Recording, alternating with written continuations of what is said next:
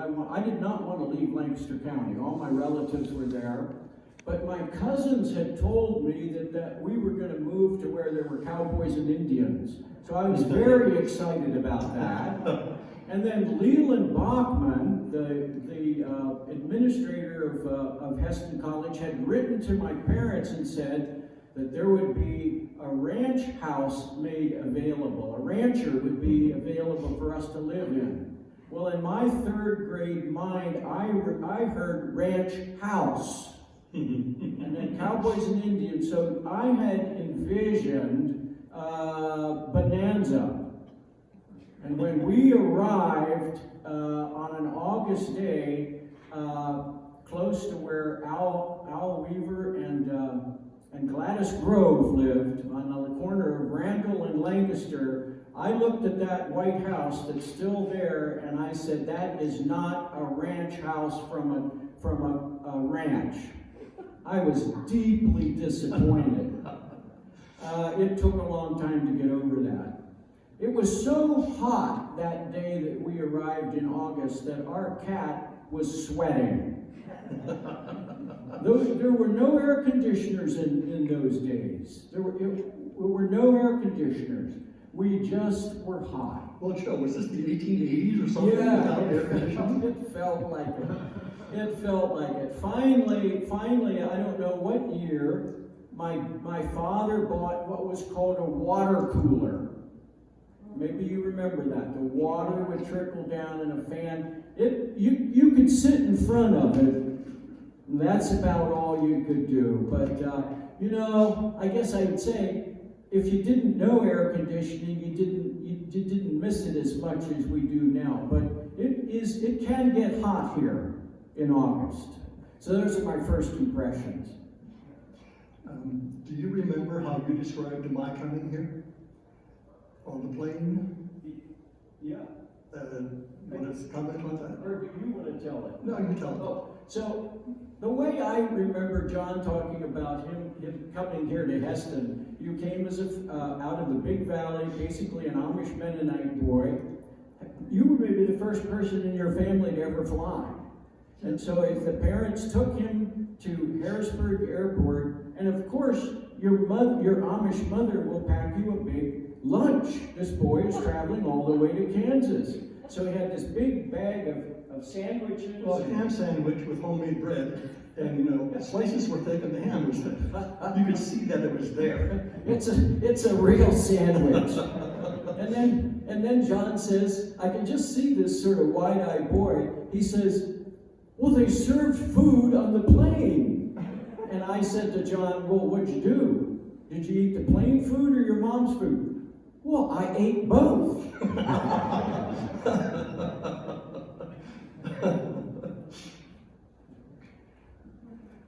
So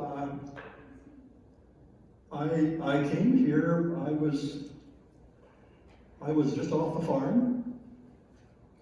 I had also built silos. I was cutting meat. I was doing a variety of things back in the Big Valley. And so here I come to Kansas with not a mountain in sight, and couldn't believe the prairies that stretch on as far as you could see and much more. I thought, how am I going to adjust to living on this flat prairie? Well, I soon learned to enjoy the prairie, and I like it very much now. Much of what happens for white settlers coming into this area, and Hesston was very much a part of that, was that the railroad made much of this possible.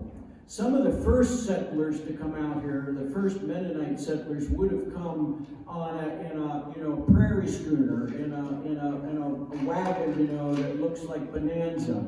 But the big migrations, both of the Russian Mennonites in 1874, and then the bigger migrations of what we would have called the old Mennonites in 1880 would have been by rail.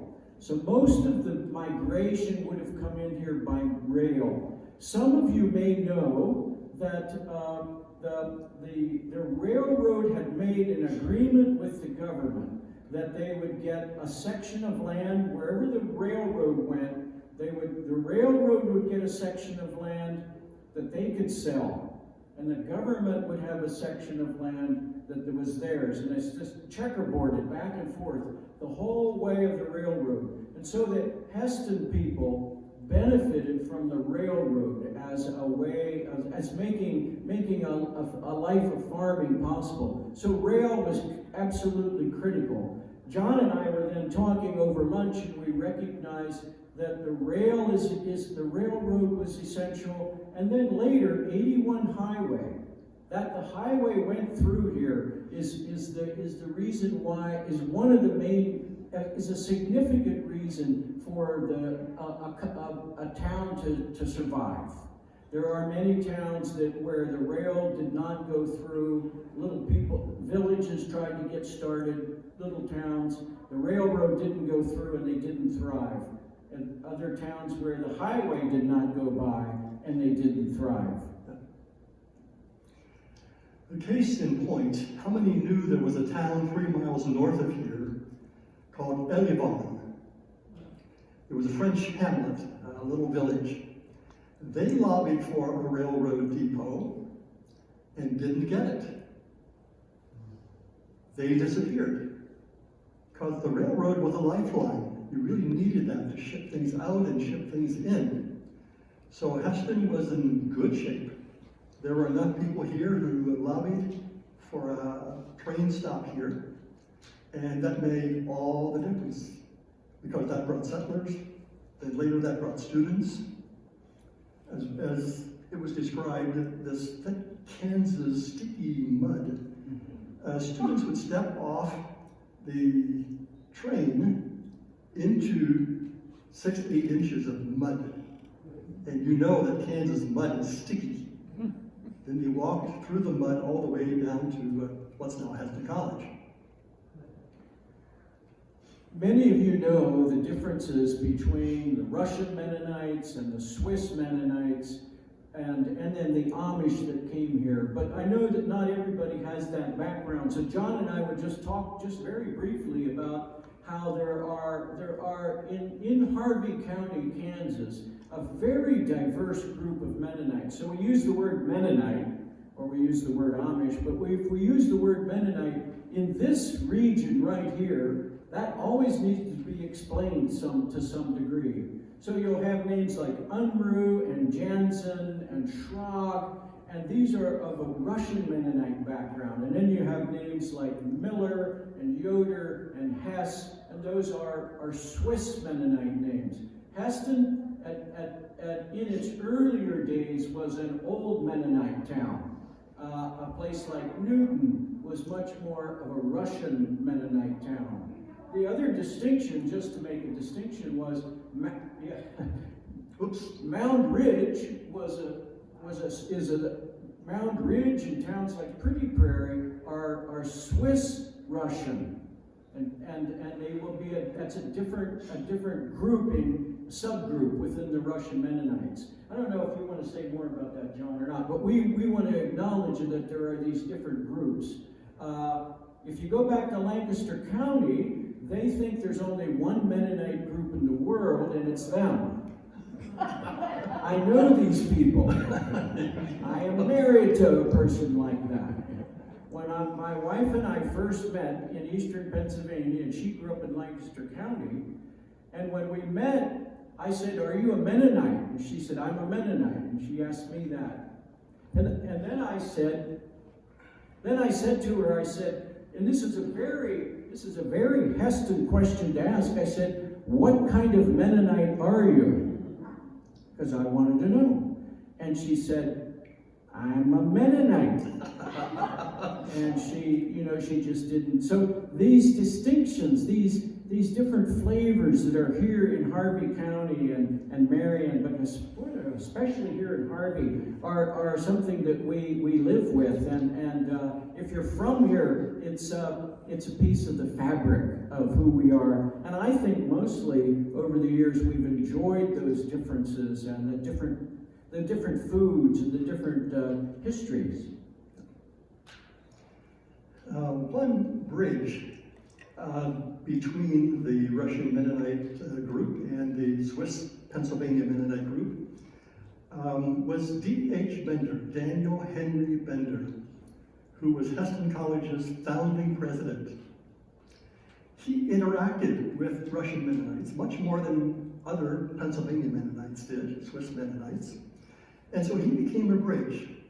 So when MCC was founded in 1920, he was on a committee appointed by the Russian Mennonites here because he lived here and he interacted with them. And he was at the founding meetings in Hillsborough and Newton, and then also in Elkhart. And in Elkhart, he helped convince the Swiss Pennsylvania Mennonite Aaron Laux, who was publisher of the Scottdale Publishing House, Mennonite Publishing House, that look, these are sisters and brothers. We can work with them. I've worked with them for years.